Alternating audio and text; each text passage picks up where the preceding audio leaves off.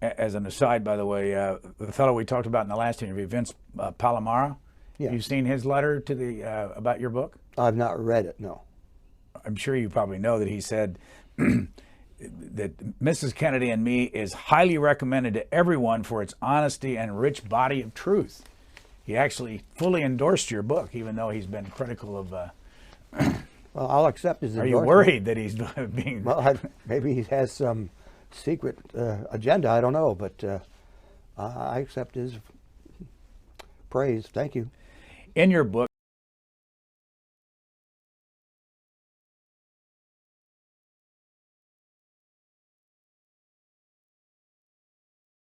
did you keep notes? I did, but I destroyed them a few years ago, which really made it more difficult. Why did you destroy them?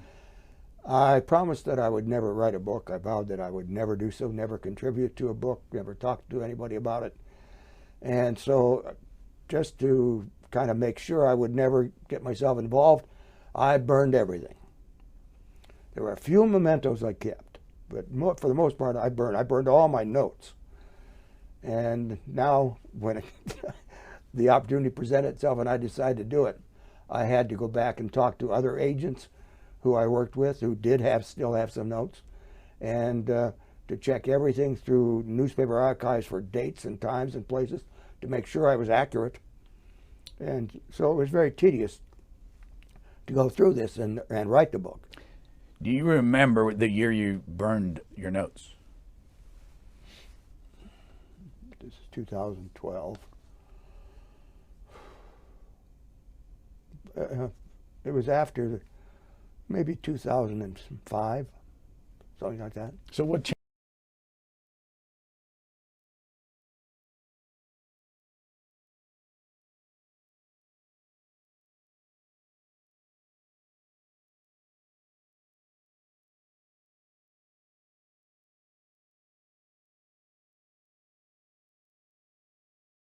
Do you remember the year you burned your notes? This is 2012. It was after maybe 2005, something like that. So what changed? Maybe 2005, something like that. Maybe 2005, something like that.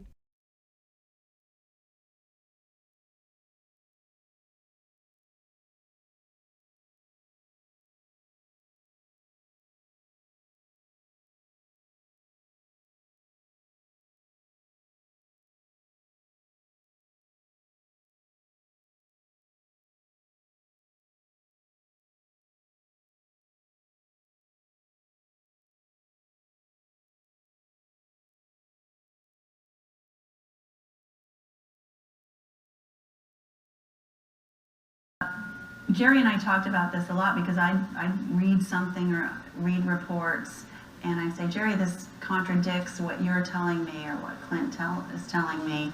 And I came to realize that these were the guys that were there. And their memories are so vivid and so clear. And as I would talk to other agents, they would corroborate the stories. And I realized that this is the truth. And the other people that are writing these other reports and all these researchers that have studied this endlessly, they weren't there. And, you know, so you can take some of what is written, but what I believe is what these men have told me to be true.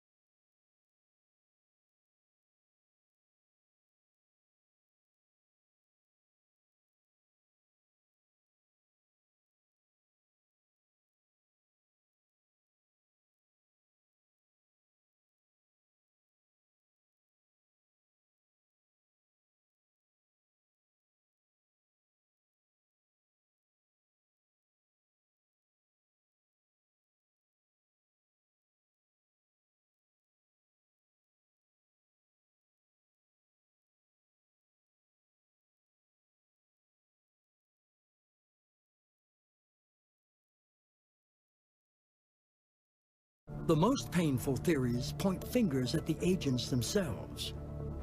I read where Pontius was part of it because he disappeared after Houston.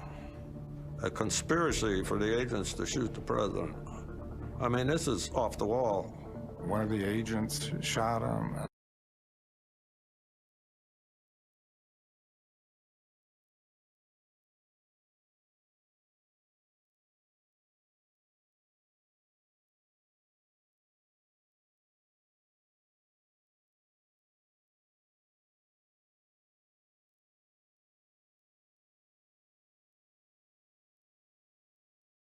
Really thick on certain parts.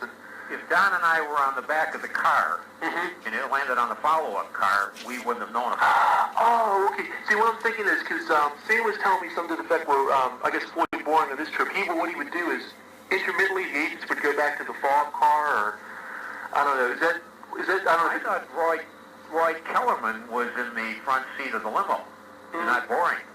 On the Florida trip? Yeah, on the Tampa trip. Oh, okay. I thought that it was Roy Kellerman, not Floyd Boring, in the car. Okay, well, you would know best. You were there, I wasn't. Doesn't it mention Roy Kellerman? No, it's like it's the dog would say, ASAIC, I guess it's Assistant Special Agent in Charge? Yeah. Okay, Floyd M. Boring, driver William R. GREER, Charles T. Zboril yourself, Donald J. Lawton, boy, what's this name? Kenneth S. Gianolis? Ken Gianolis. Okay. It says Miami office, Charlie Howell out of Miami. We've got some video from YouTube. One of the things you say in your book, it made you want to write this book, was all the conspiracy theories, and you talked about the movie from Oliver Stone. This is a man named Vince Palamara. Do you know him? I'm familiar with him. I don't know him. He says that, I guess, we'll talk about this, that he sent you a 22-page letter. I recall receiving a letter which I sent back to him. I didn't bother with it. You didn't talk to him ever? He called me and I said hello, but that was about it. Yeah, Clint Hill is claiming that he returned my letter and he didn't bother with it. Okay? Lisa McCubbin, the co-author of Gerald Blaine's book, The Kennedy Detail, claimed on Facebook that he threw it in the garbage. Perhaps the biggest contradiction of all is Gerald Blaine was quoting from the letter to me when I spoke to the gentleman on June 10th, 2005. So we got three different stories.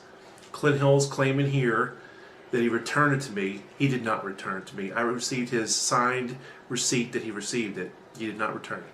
Lisa McCubbin is claiming that he threw it away without reading it. And the evidence that indicts them the most is Gerald Blaine quoted from the letter to me, again, on June 10th, 2005. And over the years, have you both been called about this assassination on many occasions? I've been called numerous times. What's been your attitude? How have you approached people that have For the most part, I've just said I have no comment. I just have nothing to say. And why is that? Well, most of it's from people who are writing conspiracy theory books that don't make any sense to me. So if they're not going to deal in fact, then I don't want anything to do with it. And how about you? What have you been? Same thing. I have never talked to an author of a book, and I just felt we have it on our commission books, worthy of trust and confidence. And I felt those were issues that you should never talk to anybody on the outside about. And it was, I had to weigh and evaluate when I wrote this book, because I felt I wasn't talking about the Secret Service. I wasn't talking about the Kennedy family, but I was talking about the agents that I worked with and the incidents that occurred. And those were my friends, so that's when I decided to write. Gerald Blaine is claiming that he's never talked to an author of a book. Hello? What about the massive best-selling book, Death of a President by William Manchester? Yep, massive best-selling book. And there he is. Hey! He spoke to him in 1965. May 12th, 1965, to be exact. Even his buddy Clint Hill and many of his comrades spoke to William Manchester. Okay? Uh-oh. He's also mentioned in Manchester's book, One Brief Shining Moment. Oh no, oh no.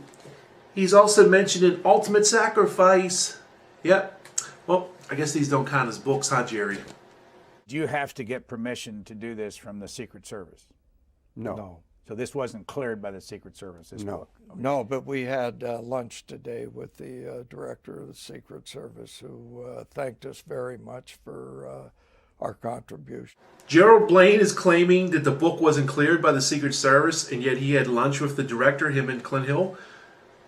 On Jerry Blaine's own blog, when he attended the Association of Former Agents of the United States Secret Service annual conference, of which he's a past president of the organization and the sole surviving founding member, he mentions that Clint Hill briefed the director during the summer about the accuracy and purpose of the book. And again, at this conference, Blaine and Hill and McCubbin once again briefed Director Mark Sullivan of the Secret Service about the book. That's about as close as you can get to clearing a book. Here is this video. It's not very long, and this man's name is Vince Palamara. He is a citizen who has taken it on his own to become an expert. He's from Pennsylvania, and I don't know him. I've never talked to him. I've just seen it on the web. And he is, I believe he's a graduate of Duquesne University. So let's watch this and I'll get your reaction to it. Hi, this is Vince Palamara, the self-described Secret Service expert that Jerry Blaine accuses me of without naming me, okay? Back with my obsession about the Kennedy detail. I gotta read this. This is rich. Page 287. This is what Blaine's claiming Raleigh said. Raleigh turned to Jerry Blaine. And Jerry, since you were in the lead car, did you ever hear this over your radio as well? Yes, sir, I did. I heard exactly what Floyd just told you. The thing about this is the whole thing about the Ivy League charlatans thing.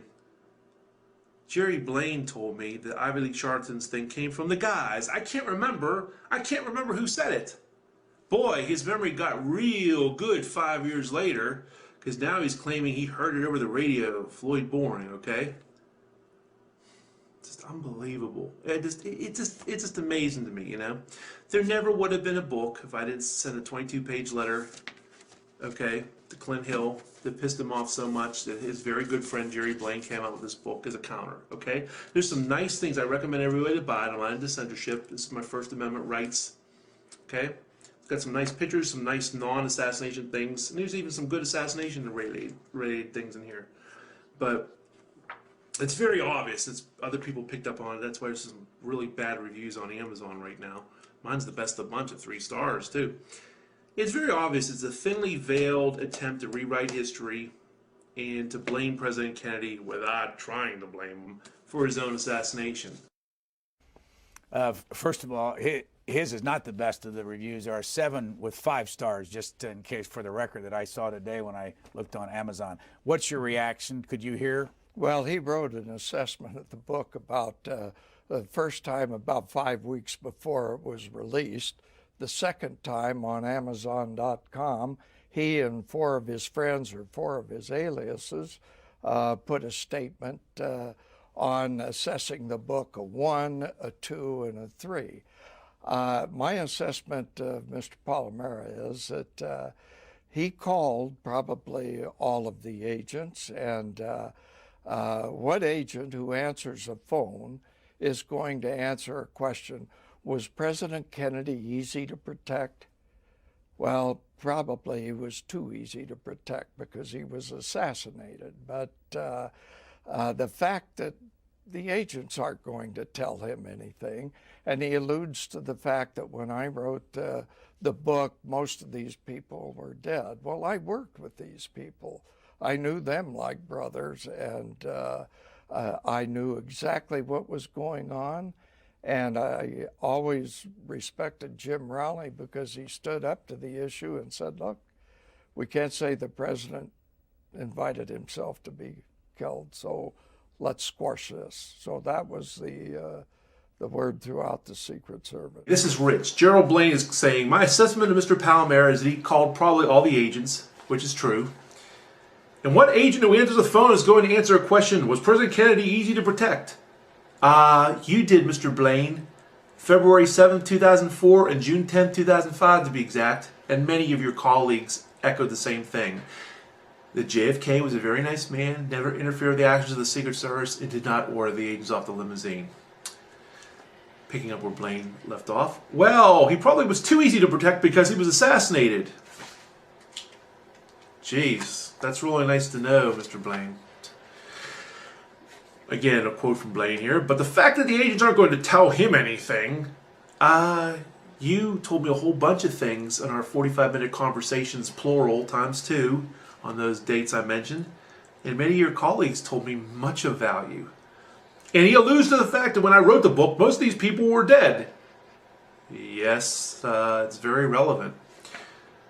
Again, back to Blaine. Well, I worked with these people. I knew them like brothers, and I knew exactly what was going on, and always respected Jim Raleigh because he stood up to the issue and said, look, we can't say the president invited himself to be killed, so let's squash this. 47 years later in Blaine's book, as I've covered in my Citizens for Truth and Kennedy Assassination online reviews and my blogs and whatnot, he's claiming in his book that there was a morning of JFK's funeral meeting of the Secret Service that Chief Riley said, look, we know the president ordered us off the back of the car, but we can't let the public know about this because then they'll think we're blaming the president for his own death. We got to cover this up. Ironically, by telling this sordid tale, that's exactly what the book achieves. It does blame Kennedy for his own death by revealing this meeting. I do not believe this meeting took place at all. I think it's a total fabrication. There is no evidence for it whatsoever. That's just my opinion, based on the fact that there's a lack of evidence. It's very slick, though, because there probably was a security meeting to discuss the upcoming walk to St. Matthew's Cathedral with Jacqueline Kennedy, Haile Selassie, Charles de Gaulle, and all the dignitaries. But the bottom line is everyone he's mentioning that attended this alleged meeting are long dead. There's no corroboration. And furthermore, the agents that spoke to me or wrote to me provided substantive details that go against this alleged meeting. The advance agents supposedly were told. No, they weren't. Winston Lawson told me in a letter, a complete stranger. Why would he lie? Said, I don't know of any standing orders for the agents to be off the back of the car. It never came to my attention as such. It never came to his attention as such. According to Gerald Blaine's book, there was a meeting. Mr. Palamara, there are a number of things that have happened, but he has no credibility. He's a self-described expert in his area, which I don't know what it is. He was born after the assassination, and he keeps creating solutions to the assassination until they're proven wrong. So he's... Yeah, like your attorney sending me a certified letter asking me to take down a blog where you guys were alleging I was saying that I was a co-author of the book. I wasn't saying that at all. I even noted it came from Lisa McCubbin's blog. I was just advertising the book. But that was a shot across the bow, wasn't it, Mr. Blaine? To try to put a scare in me. Didn't work. The truth shall prevail. I know what you said. I know what all your friends said. I have letters of them. I have some of them on audio tape. It is what it is, to use the common vernacular. And a quote from your book where you say that I stabbed your brothers in the back with baseless accusations. Hey, don't kill the messenger for giving you bad news. These gentlemen, including yourself, told me what they told me to a complete stranger on the phone, and or they wrote it, put it in writing. I mean, the consensus is overwhelming. It's a landslide that JFK did not order the agents off the back of the car, nor did he interfere with the actions of the Secret Service. You were a private in the Secret Service. Gerald Behn was the Douglas MacArthur of the Secret Service, #1 agent. His #2 assistant, Floyd Boring, also said the same thing. Kennedy never ordered the agents off the back of the car. So that's where I stand on the matter. He also says that he has no credibility. Well, we'll be the judge of that, won't we? He says he is a self-described expert in this area, which I don't know what it is. Well, self-described people as diverse as Vince Bugliosi, the History Channel, the Assassination Records Review Board, and even ironically Brian Lamb have called me a Secret Service expert. I mean, it is what it is. He was born after the assassination. Okay, and so was your co-author Lisa McCubbin. And your point is? He alleges that because he sent me a letter, 22 pages in length apparently, and that I discussed that with Jerry. I forgot that I ever got a 22-page letter from this particular individual until I heard him say it on TV. And I never discussed it with Jerry or anybody else because it wasn't important to me. And insofar as him being an expert, I don't know where the expert part came from. I spent a long time in the Secret Service in protection, and I'm not an expert, but apparently he became an expert somewhere up in Pennsylvania. I don't know where. Okay, Mr. Hill, here we go again. You say, he, meaning myself, alleges because he sent me a letter 22 pages in length, apparently. Mr. Hill. Here's your signed receipt, okay? Here it is, June 2005. Yep, you received the letter all right. Another reason why I know you received the letter is when I phoned you a couple days later, you were irate as soon as you found out it was me calling you. And I asked you about the letter, and you said, about what? I said, well, sir, can you tell me what you thought of it or whatnot? And you said, you know what, I don't have any interest in talking to you. Okay. And what is the smoking gun, pardon the pun to this, is a couple days later, I talked to Gerald Blaine, and out of nowhere he mentions the deep friendship he had with you, the fact he just attended your son's wedding, and you guys knew each other since the late 50s when you served in the Denver field office. But the clincher was, out of nowhere, Mr. Blaine goes, hey, don't be too hard on Emory Roberts. He was a double, even a triple checker. He probably took Jack Reddy's life into consideration. That was directly from my letter. So again, when Lisa McCubbin said you threw the letter in the garbage without reading it, and you're saying here that you returned the letter to me and you never read it. Okay, the letter was not returned, and here's the signed receipt that you received it, and your angry response to my phone call says it all. And the clincher is when Gerald Blaine quoted from the letter, the party's over. That's exactly when Gerald Blaine started to write this book. Okay, and I was mentioned before about a shot across the bow. Yep, here it is from Gerald Blaine's attorney a little over a year ago. Hey! I am the attorney for Gerald S. Blaine. On November 21st, 2009, you copied the blog announcement by Lisa McCubbin, who is working with Jerry on his book, The Kennedy Detail, and republished it, stating, a collaboration between former JFK Secret Service agent Gerald S. Blaine and myself, thus making it appear that you, rather than Lisa McCubbin, are collaborating with Jerry on the book. Although the constitutional right of freedom of speech gives substantial freedom, it does not allow for misrepresentation, such as you have done. Therefore, I am asking you that you immediately remove this erroneous information, and further, that you correct this erroneous information, stating that you are not and will not be connected to the book. I wrote back to them, I took down the blog, but I just amped everything up. This is ridiculous. And I won't be connected to the book. Hey, you guys are just talking about me on C-SPAN. I'm in a review from the Vancouver Sun about the book, but more importantly, I'm on pages 359 and 360 of your book. Yeah, I'm not connected to the book, huh? If you refuse to do this, I have been advised to consider action against you to obtain a court order directing you to cease and desist your wrongful activities. Oh, brother, for a blog. Jeez. In addition, Jerry and Lisa have rights as authors and copyright holders which are valuable. Your activities will adversely affect these rights and cause them significant financial harm. Your book's a New York Times bestseller, Simon & Schuster, $28 a pop, not including shipping and handling and tax and so forth. You guys have made a killing on the book. I think the coast is clear now. I think we can worry about the significant financial harm of my information. If that occurs, they will take appropriate action against you to recover their losses. The truth hurts, doesn't it? Darn, if only all you guys didn't tell me that JFK was a very nice man, never interfered with their actions at all, and didn't order you guys off the back of the car. Yeah, Mr. Blaine, jeez. When I asked you about the Ivy League charlatan remark, where it came from, you told me on June 10th, it came from the guys. I can't remember who said it. I can't remember. Glad to hear your memory got real better, a lot better 5 years later, because now you're saying you heard it loud and clear on your walkie-talkie.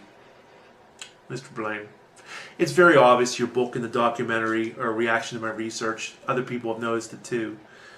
And specifically my letter to Clint Hill, the one he signed for.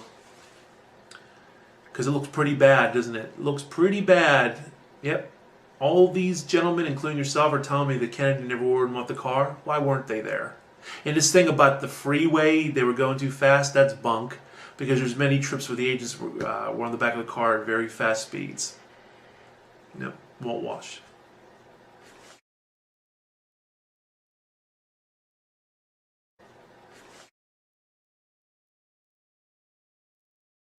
Another one of these videos from YouTube, and this is from somebody, there's no name on it, The Truth Will Out.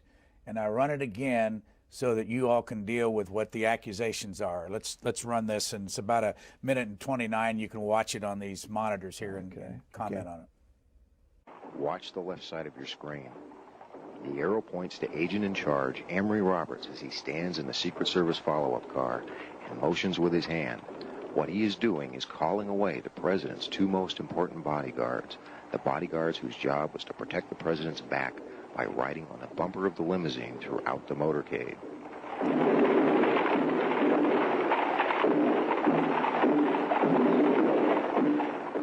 Watch again as he stands and orders the agents running at the rear of the president's car away.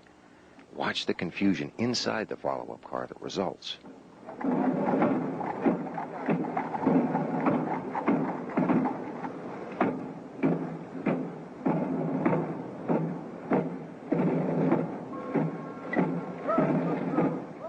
Now watch the right side of your screen. The arrow points to one of two agents whose job was to hop aboard the bumper and act as human shields. He's obviously perplexed. Watch as he shrugs his shoulders 3 times in dismay, each shrug more dramatic than the last.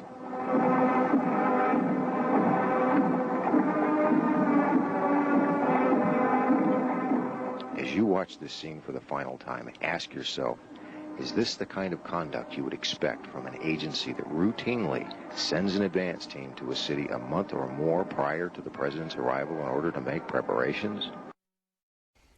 Mr. Hill. Yes.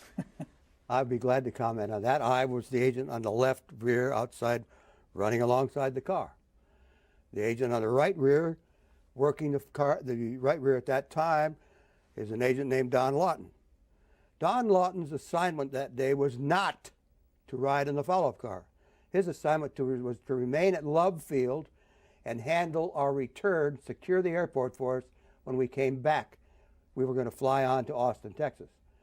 And what he was doing was, when he came back off the car, he was saying, okay, you guys, I'm going to lunch. Have a good trip.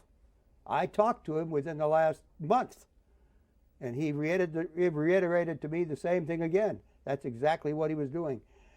Just making a gesture to us in the follow-up car. See ya. I'm going to lunch. Have a good trip. Very disappointed.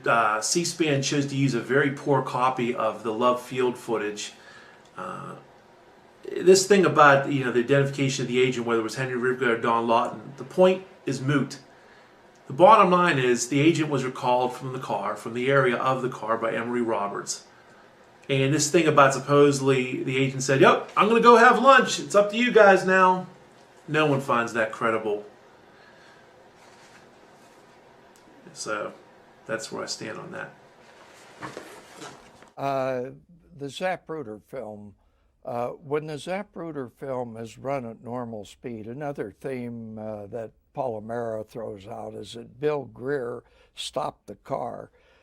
When it's run at its normal speed, you'll notice the car absolutely does not stop at all.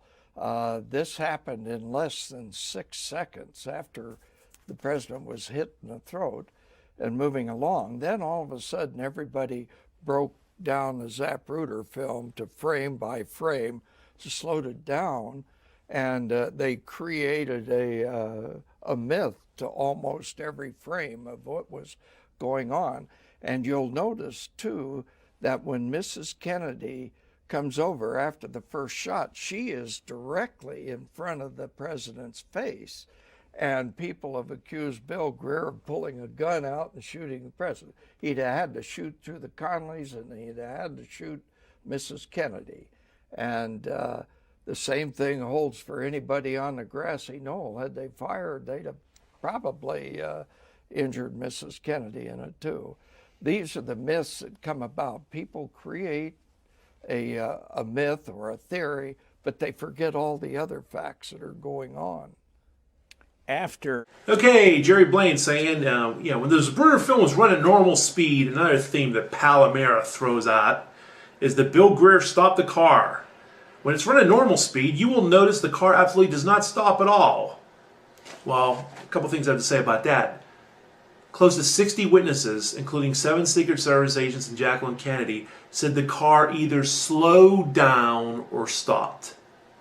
Don't kill the messenger for giving the bad news. All these men and women said what they said, wrote what they wrote. Okay, they were all eyewitnesses. They were there, Jerry. You weren't. You were in Austin, okay?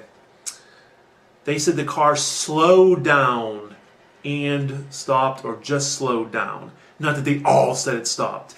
And as far as it not showing in the Zboril film, well, Louis Alvarez and other people studied the film, and actually you could see the car slow down. And the major issue is there's a lot of people think the Zboril film was tampered with. I don't mean the crazy theories where it was a total cartoon nonsense like that, but frames were removed. All those witnesses, and now the Zboril film doesn't show a dramatic slowdown like all those witnesses claimed there were. No one's buying it. Who had access to the Zboril film? Who owned it at first? The Secret Service. Says it all. In this comment you make, this happened in less than 6 seconds after the president was hit in the throat and moving along. Oh, the president was hit in the throat, huh? In the throat. From the front? What's the deal with that? You know what it is? I don't know. You guys just can't get your story straight. Can't get your facts straight. At least if you guys are going to counter someone on the other side like me, be well prepared. That's embarrassing. Well, good luck making your money off the man that you were sworn to protect. Have a nice day. The most painful theories point fingers at the agents themselves. I read where Pontius was part of it because he disappeared after Houston. A conspiracy for the agents to shoot the president. I mean, this is off the wall. One of the agents shot him, and I mean, holy crap. Everybody's having a field day. One of the conspiracy theories is that the agents left the president's car unguarded just before the shots were fired. The motorcade had finished the crowd portion of the route and was about to hit the Stemmons Freeway, therefore going freeway speed. No agents were on the back of the car and would not ever be on the back of the car in those conditions. And this thing about the freeway, they were going too fast, that's bunk, because there's many trips where the agents were on the back of the car at very fast speeds. Fiction. There are so many stories out there that's strictly theory. People claim that they're experts. They have no basis to make that claim. I was a special agent in charge of vice president protection, special agent in charge of presidential protection, and assistant director of protective forces for the United States Secret Service. I'm not an expert, but apparently some of these people out there who write these books and concoct these theories are experts. People as diverse as Vince Bugliosi, the History Channel, the Assassination Record Review Board, and even ironically Brian Lamb have called me a Secret Service expert. I mean, it is what it is.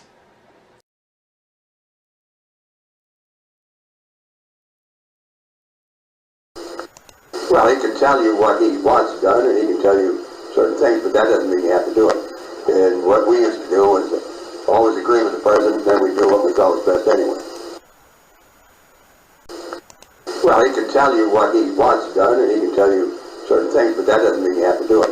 And what we used to do was always agree with the president, then we do what we thought was best anyway.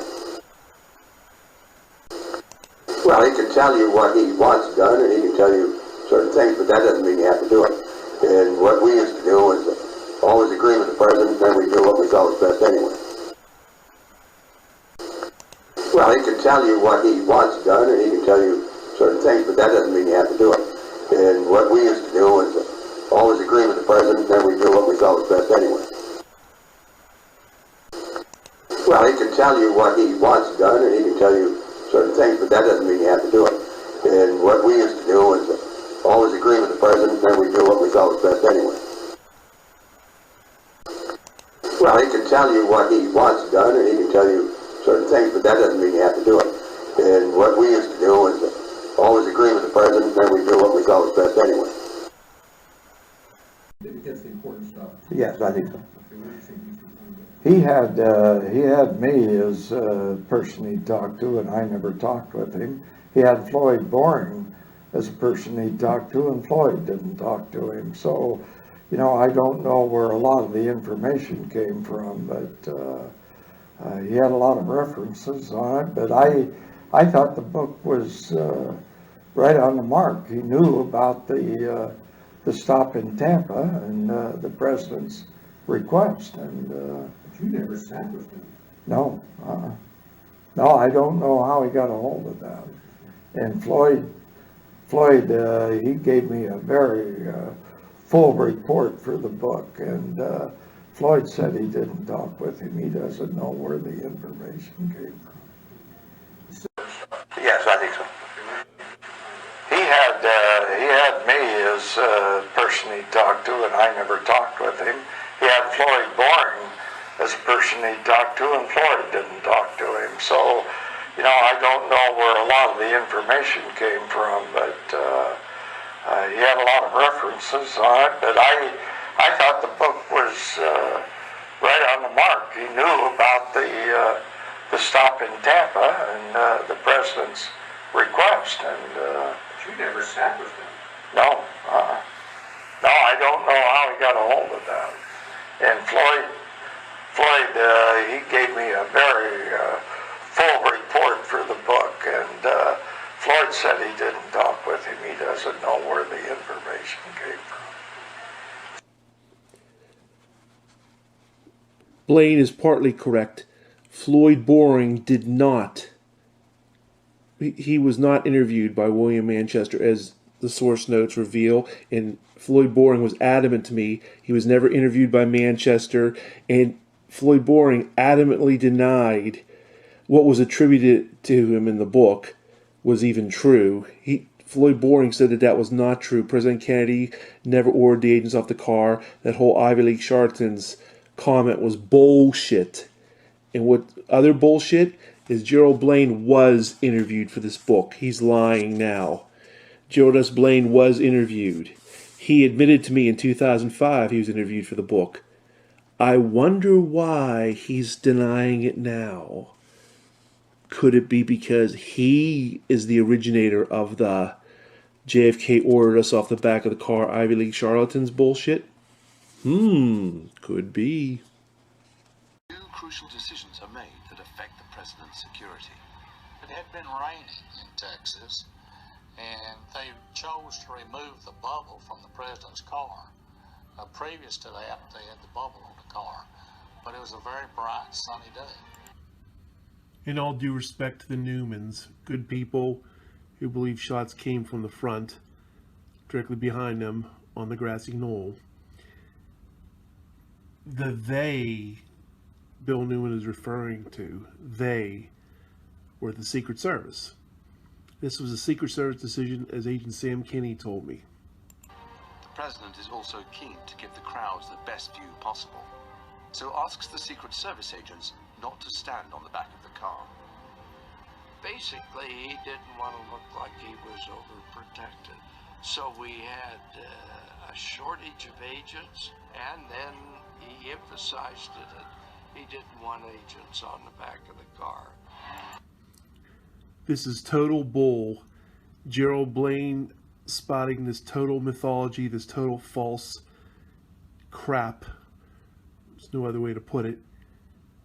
Not only did Gerald Blaine told me twice in 2004 and 2005 that President Kennedy never interfered with their actions at all, many of his colleagues, including several way above him in rank, the number 1 agent, Gerald Behn, the number 2 agent, Floyd Boring, one of the 3 shift leaders, Art Godfrey, dozens of others, and several important White House aides, including Dave Powers, all told me that President Kennedy did not order the agents off the back of the car.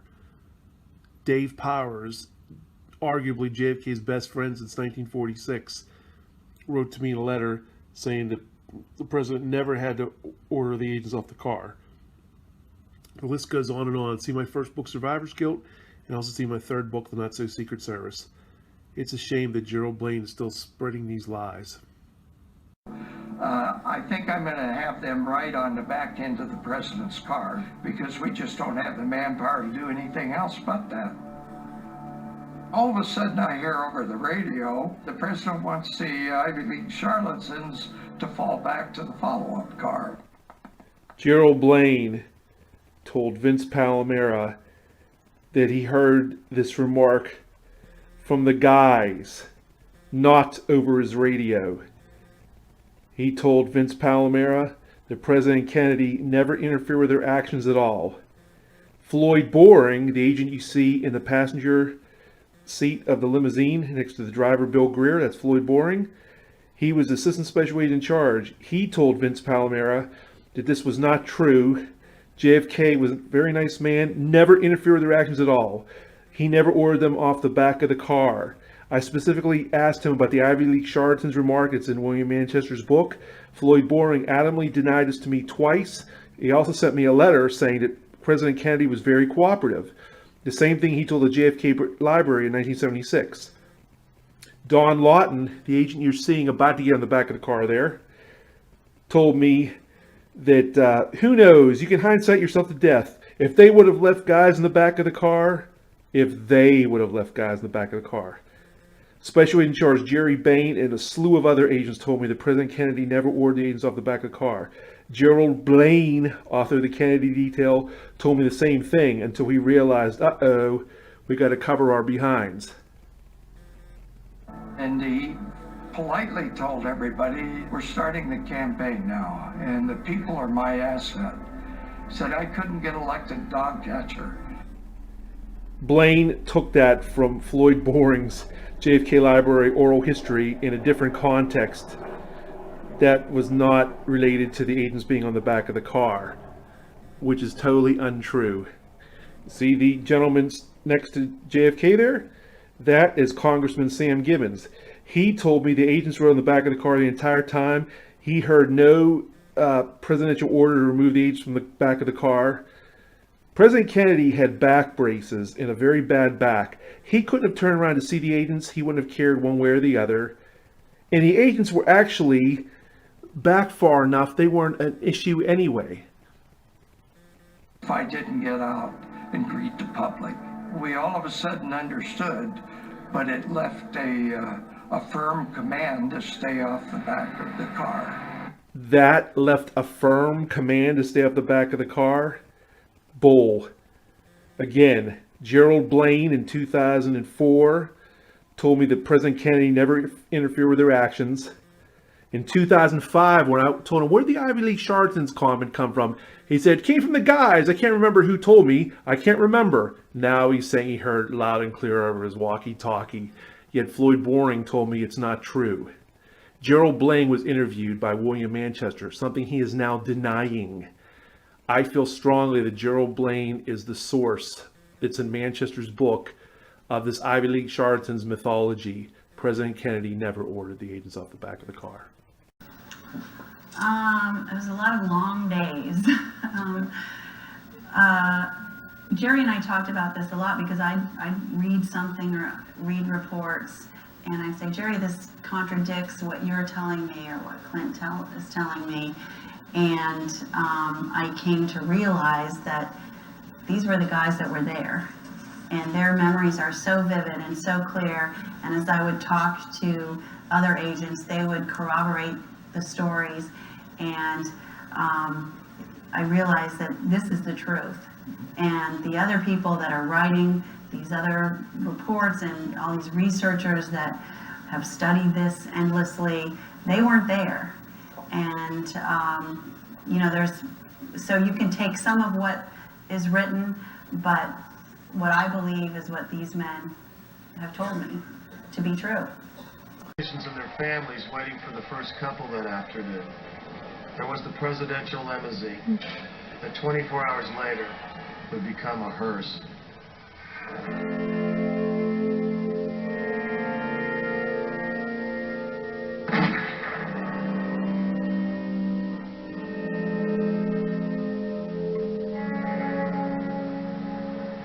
This is the car in which President John F. Kennedy was assassinated in Dallas on November 22nd, 1963. It's important to preserve this presidential limousine because history happened in this backseat. This limo was equipped with two different removable tops. One was a solid black steel, and the other was transparent plastic. And these different roofs were put together in separate sections, so you could put them on the car if you needed to protect the president from inclement weather. The SS-100X always had a Secret Service driver and then a Secret Service agent in the passenger seat, in the front seat. The car itself had handholds on the trunk for the agents like myself to grab onto, to hold onto if we were on the rear of the car, and platforms built into the side of the car and the rear of the car, so that we could stand there in parade situations if necessary.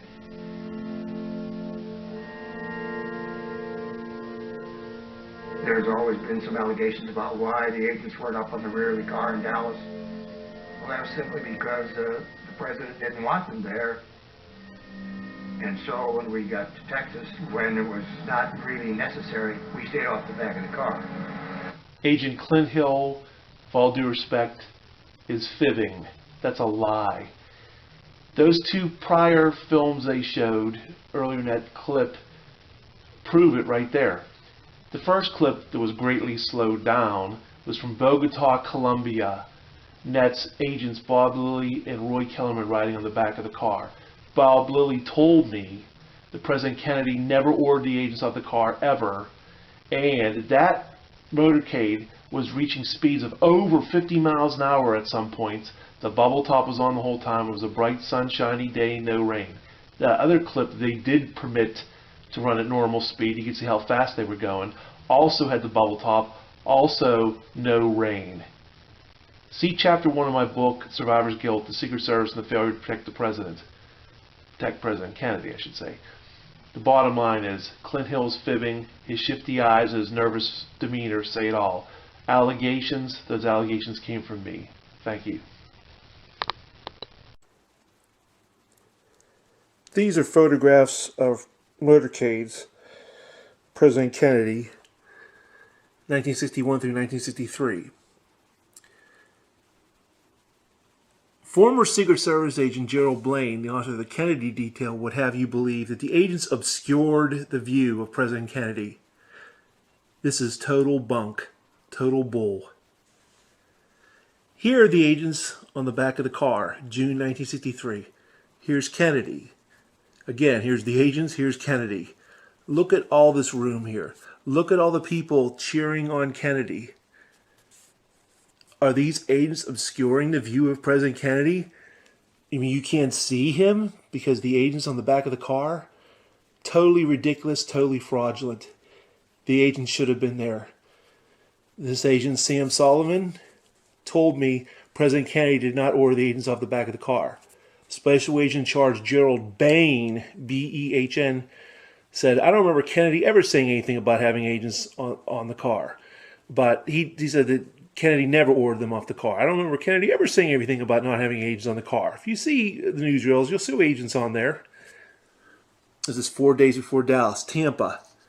Again, two agents on the back of the car. Don Lawton and Charles Zboril. Here's Kennedy. Look at the room. Look at all the people looking at Kennedy. Look at Kennedy looking at him and smiling. Floyd Boring told me that President Kennedy was a very nice man, never interfered with their actions at all. Totally denied the story in William Manchester's book, Death of a President, about that Ivy League charlatan's comment attributed to Boring. Boring said that was not true. He was not interviewed by William Manchester, which is also confirmed by William Manchester's notes. Lo and behold, who was interviewed by William Manchester? Gerald Blaine. I strongly suspect Gerald Blaine was the author of that fraudulent story about Ivy League charlatans. Gerald Blaine is now denying he was interviewed by Gerald Blaine, but Gerald Blaine was interviewed by William Manchester. Sorry about that. Gerald Blaine was interviewed by William Manchester. Manchester's source notes confirm that. But again, the central point is, look, here's the agents, here's Kennedy. Here's the agents, here's Kennedy. Nobody's obscuring anybody.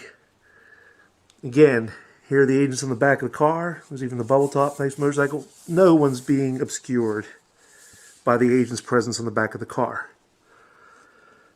Again, Bob Lilly told me the agents were often on the back of the car at very fast speeds. In fact, this article goes into detail about that. The procession moved too fast. It says BS about supposedly, oh, you know, they wouldn't have been on the car if the car was going fast, like entering the freeway. They reached speeds of 50 plus miles an hour. Again, bubble top. These are all different stops. There's Roy Kellerman, ironically, on the back of the car. But again, the distance between Kennedy. Do not believe Gerald Blaine. People could see Kennedy just fine with the agents on the back of the car.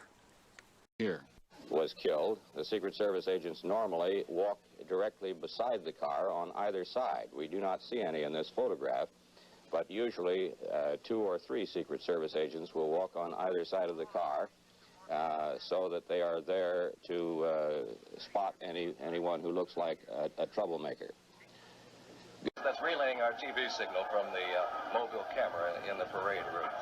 The police drive by quite frequently, helping the Marines keep the crowd in check. The Marines, by the way, are stationed at 54th and El Cajon, where we have one of the biggest crowds of the route, are stationed about every 5 or 6 feet apart, and they've certainly had their hands full in keeping these people back because everybody's leaning forward, pushing to the front, knowing that the president's about to go by. The band in the background, Crawford High School Band, striking up, hoping that the president will be here any moment and wanting to play some stirring march music for him.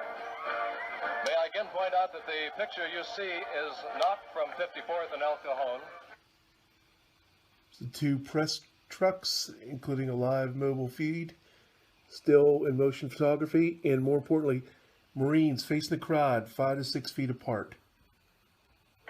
It's from a vantage point about 4 blocks west of where we are, looking west and seeing the first of the motorcade as it goes by.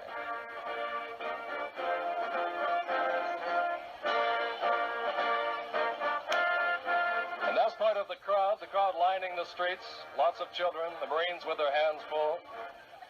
The motorcycle officer, I understand, has been instructed to make sure that everybody does not get out into the street. No reports of whether or not he has run over any toes or not, but doing a good job of keeping them by. Now, the presidential motorcade is approaching 54th and El Cajon. Everybody here is on his feet.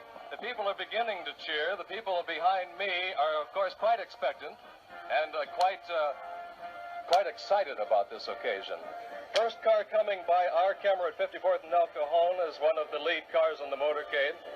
Behind it, the officers on their motorcycles with their red lights blazing. We protected the president in many different ways. But the Honolulu episode made me angry. It did make me angry. We're talking about the president of the United States. And I'm not a holier-than-thou guy, but he just shouldn't be doing this in public.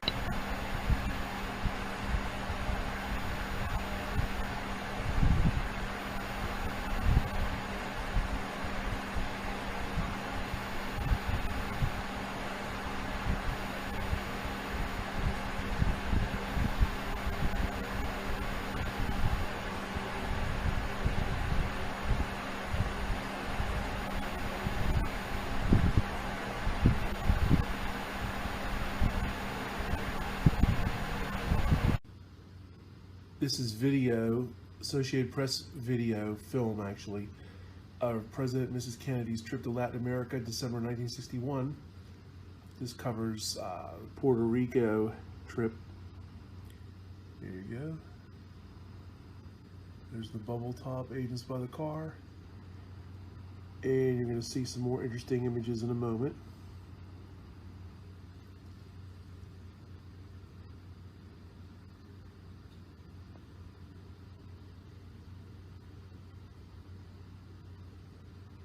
This is buried in an 11+ minute film about the Latin American trip. Interestingly, there's no sound on this Associated Press film, so I'm providing the narration here. Here we go. Look at that. Look at the motorcycle formation agents on the back of the car. Look at the bubble top. Look at that. That's outstanding. Just look at that. And the unanswered question is, why wasn't this used in Dallas? Imagine that. Look at that. Unbelievable. And there's one more segment coming up. And you can see the excellent motorcycle formation. Press was in front of the car and by the car, press photographers. And here we go. Look at that. Wow.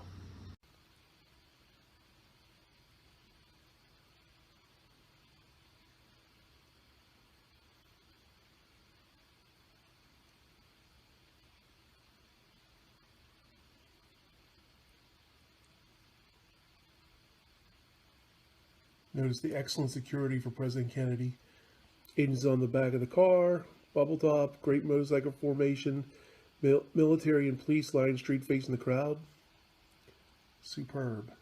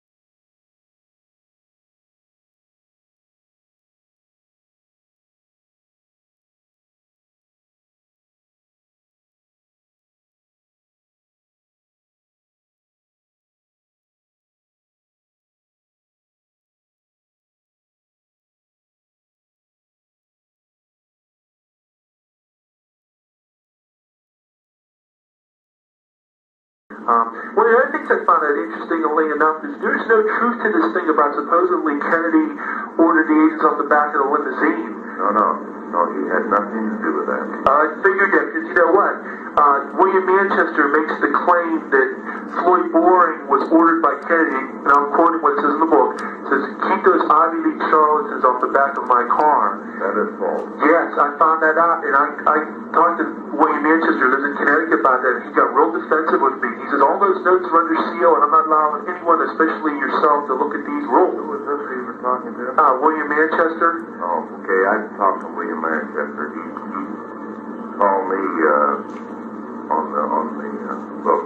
Yeah, that book is just filled with things. That is for the record of history. That is false because Gerald Behn knew him very well. You're getting back. I don't know anybody now.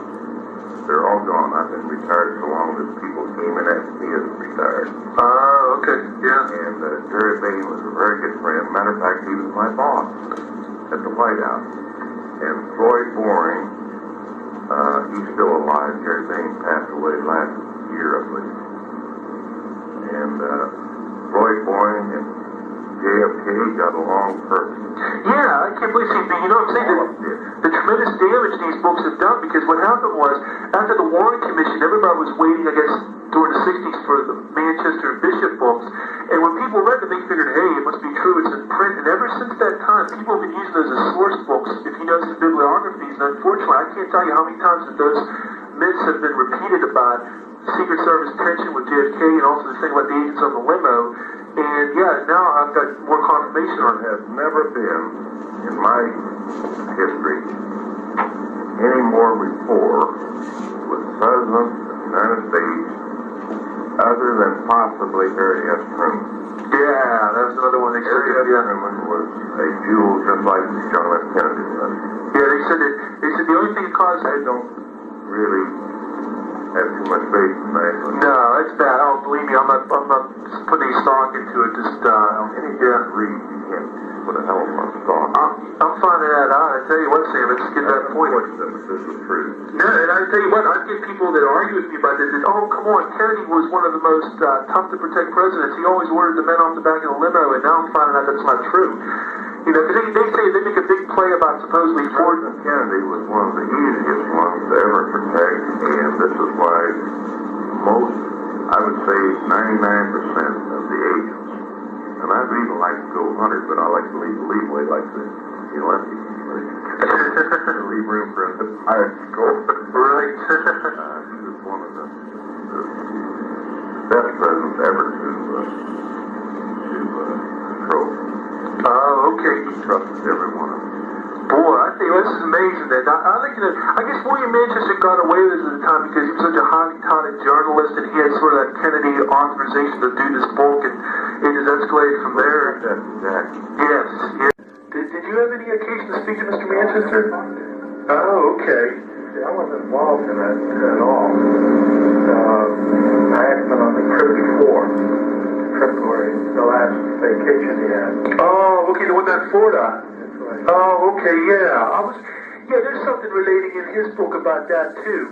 Supposedly, he makes it out like President Kennedy was real authoritarian and ordered the men off the back of the limousine. Well, that's not true. I didn't think that was either. Yeah, Rufus Youngblood, it was one of the things he told me. He says that don't believe Manchester or Bishop. It's very disheartening for being a young researcher looking at books and trying to sift out what's fact and what's not. And you know, the years, this is all becoming history now, and it's very discouraging to find certain things that are in print that aren't true. Right. And you gentlemen were there, and you would know best. And when you were saying that, I believe you 10 times more than I would, William Manchester.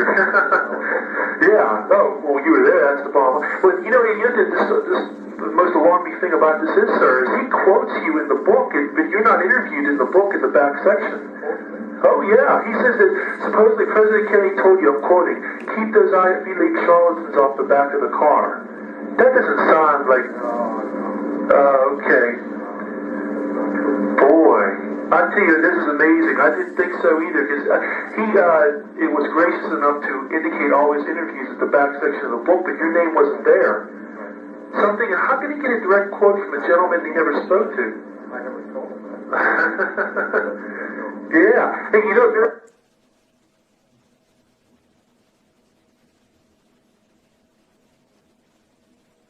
Oh, okay. Oh, I don't want to blame you. I'm sorry. All right. Yeah.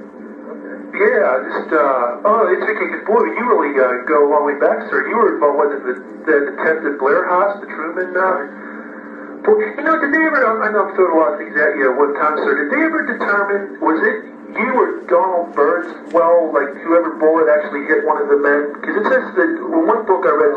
They never did prove it, although the guy said that the guy in the gray suit had hit him.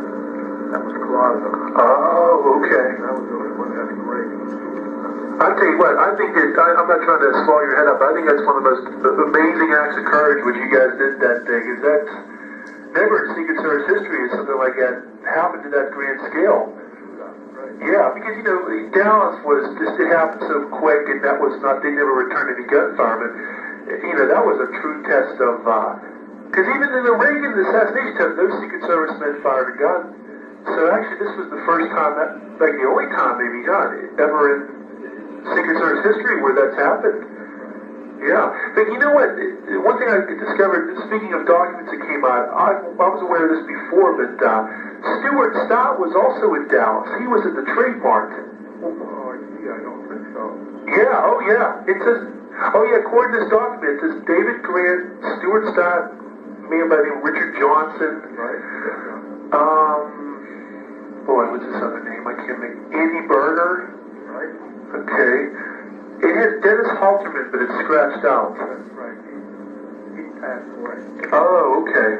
Yes, these documents came out piecemeal, and they're really hard to read. How he passed away.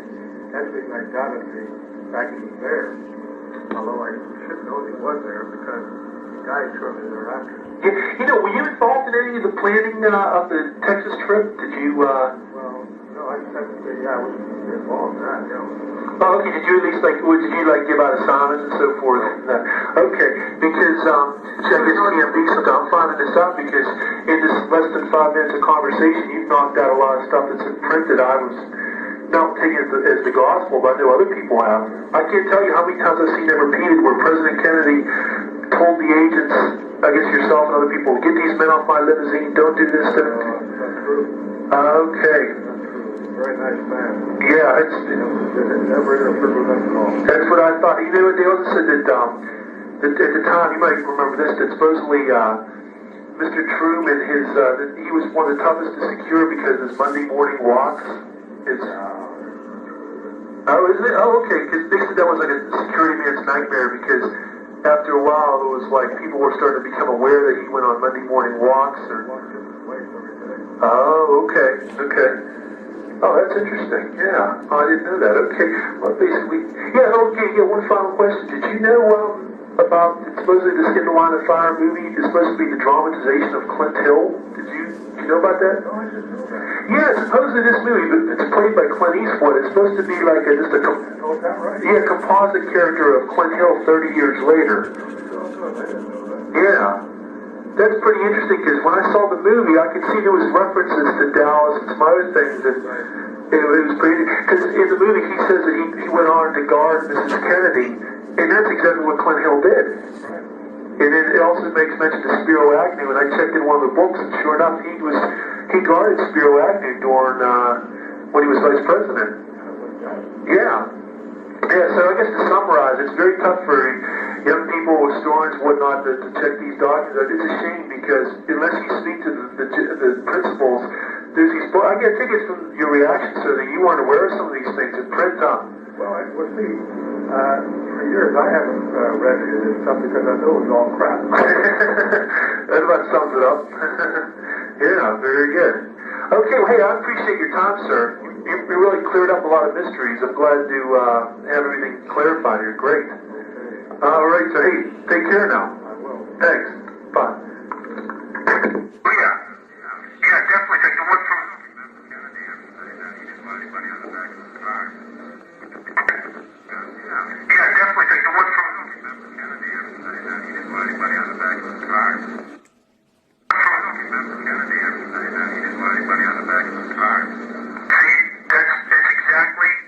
That's exactly what I was saying. The one more.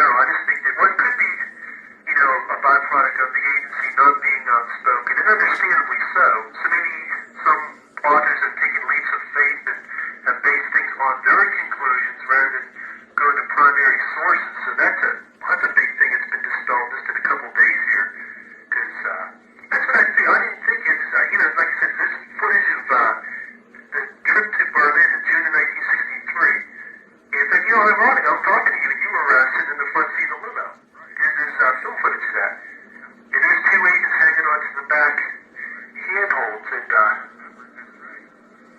yeah, you know what? Most of the time, when you were in his positions and you were sitting in the front seat, and there was what Bill GREER was typically the driver. You were part of the detail went back to release the Truman era? Went back to start with Roosevelt before his third inauguration. Oh, really? 41, January 41. Oh, okay. I didn't think you went back that far. Okay. Because Stu Manchester's book, I think he alludes to the fact that you were around during the Truman administration, but he... Oh, okay. And you know what, out of curiosity, how long were you in the service? Yeah. Oh, my God. Oh, so you were around until what, early part of the Nixon years, or? No. It's just Johnson. First full term of his inauguration just before I think I transferred in January of 65. Oh, okay. Okay. You know what, during the House Select Committee hearings in the mid-70s, something I was surprised about is you and Mr. Floyd Boring became inspectors, and I understand that you considered that a demotion. You weren't? Oh, okay.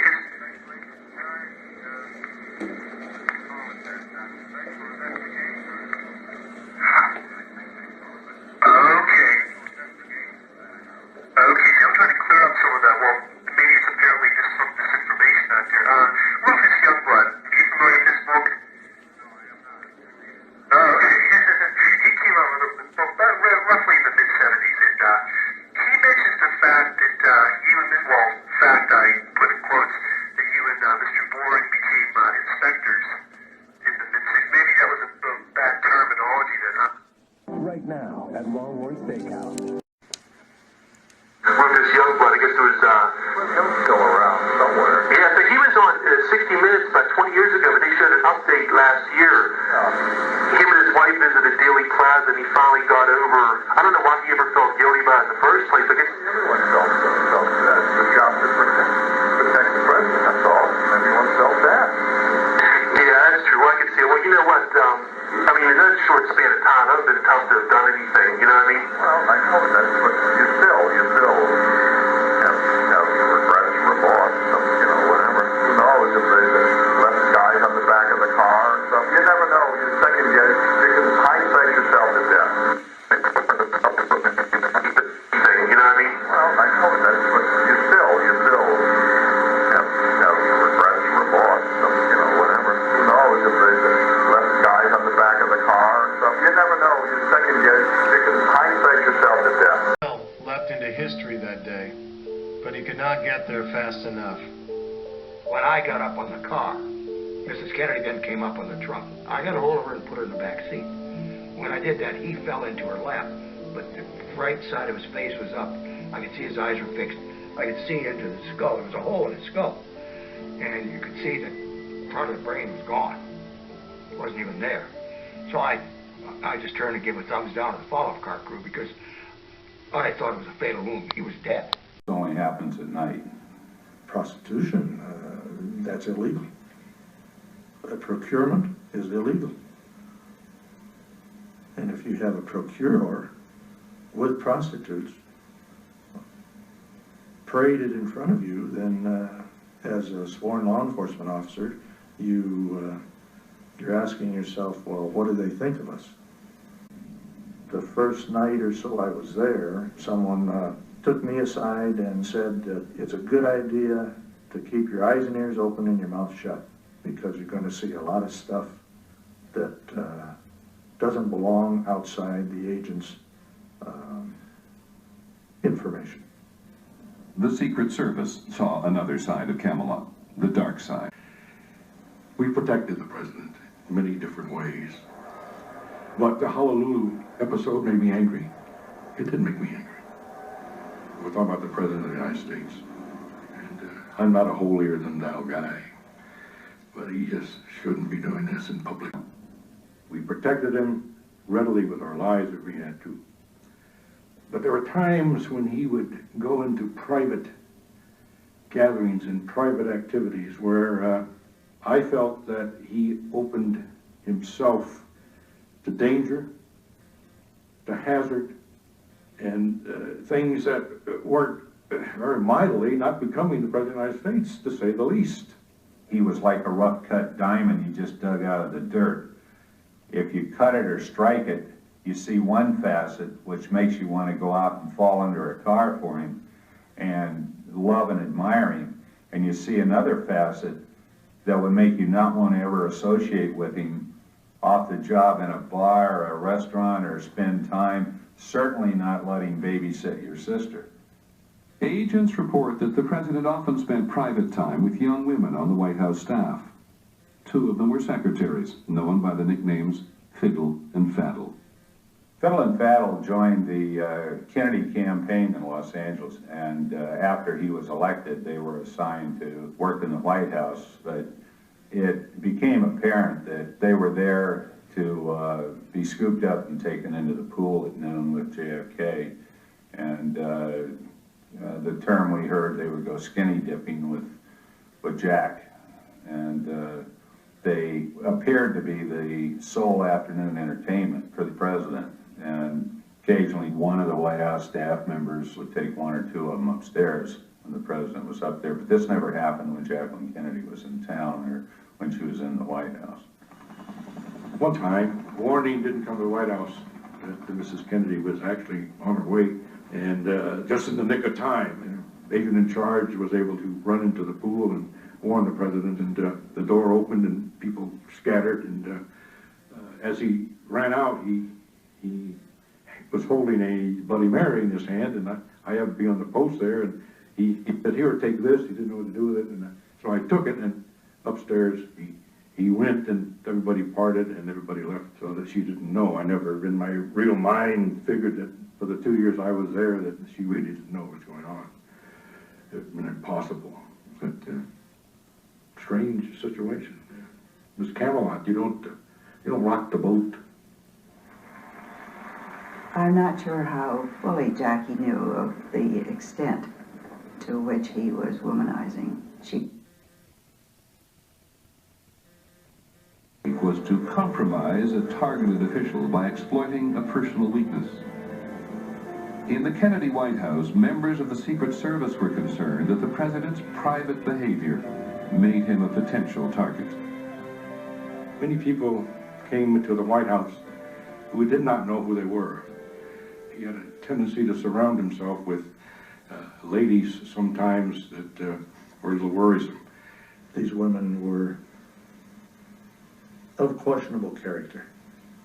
Most of the other Secret Service agents and myself were worried about the fact that the Russians or communists or any people like that could bring in a ringer, so to speak.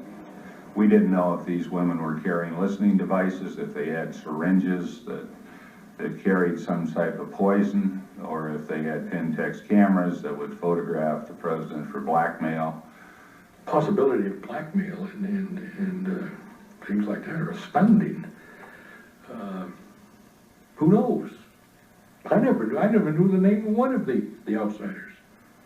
One night in Seattle, we took the president up to the Olympic Hotel to secure for the night, and as we were doing that, a high-ranking law enforcement official from King County had come out of the elevator with 2 prostitutes and was walking down toward the president's door. And a senior staff member came out of the president's suite, thanked him for bringing the girls up, and took them into the suite. So one of the policemen, the lieutenant, asked me, he said, "Does this go on all the time?" And I didn't know what to say, and I said, "Well, we travel during the day, this only happens at night." Prostitution, that's illegal. Procurement is illegal. And if you have a procurer with prostitutes paraded in front of you, then as a sworn law enforcement officer, you're asking yourself, well, what do they think of us? You were on an elite assignment. It was the most elite assignment in the Secret Service. And you were there watching an elevator or at a door because the president was inside with two hookers. And this continued constantly. It was just not once every 6 months, not every New Year's Eve, but it was a regular thing. And I remember one time I was with the president in Honolulu. During that trip, he went to Battleship Arizona and a few other things. The president arrived at the residence about on time. I'd say within 10 minutes, a staff member arrived in a car escorting two ladies, and they marched in the house also. This was sort of the usual routine in many stops. And a colonel of the Marines turned to me and said, who were they? And I turned to him and I said, well, they're secretaries, and I assume there's some work the president wants done this evening. We protected the president in many different ways. But the Honolulu episode made me angry. It did make me angry. We're talking about the President of the United States. And I'm not a holier-than-thou guy, but he just shouldn't be doing this in public like this. There was no regard for who was there. The Marine colonel was there. He knew what, was going on. Other people were there. The Navy people were in the house. The cooks were in the house. He's the president. He's the boss. I didn't like it, but what you gonna do about it? Nothing.